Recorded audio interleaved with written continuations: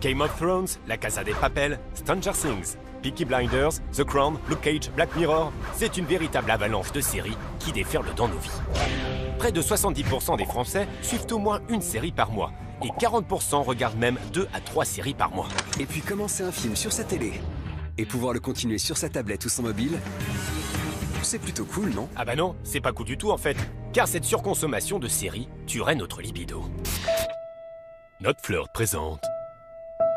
Quelque chose de grave se passe. Y a plus d'amour, y a plus personne. J'ai juste regardé une saison sans toi. Tu vois pas que c'est en train de nous tuer? On est addict. Notre vie sexuelle s'éteint. Black Libido. Bientôt sur Notre Flirt.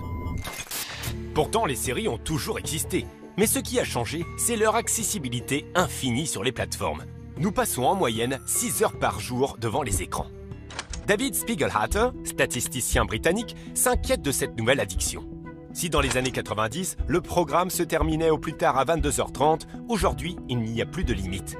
Conséquence, un couple dans les années 90 faisait l'amour 5 fois par mois en moyenne, contre 3 aujourd'hui.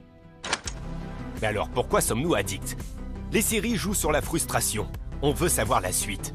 À partir de là, votre cerveau a mordu à l'hameçon. Mais il a été prouvé que cela a des incidences sur nos comportements. Le cerveau devient moins imaginatif, moins créatif, moins attentionné.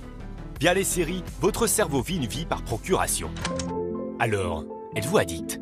Par exemple, savez-vous combien d'heures vous avez passé devant vos séries ces 7 derniers jours? Et dans le même temps, savez-vous combien d'heures vous avez passé à échanger avec votre partenaire, à le toucher, le faire rire, le regarder, sortir ensemble, pendant ces 7 derniers jours? Si les séries remportent la mise, c'est qu'il y a peut-être un souci.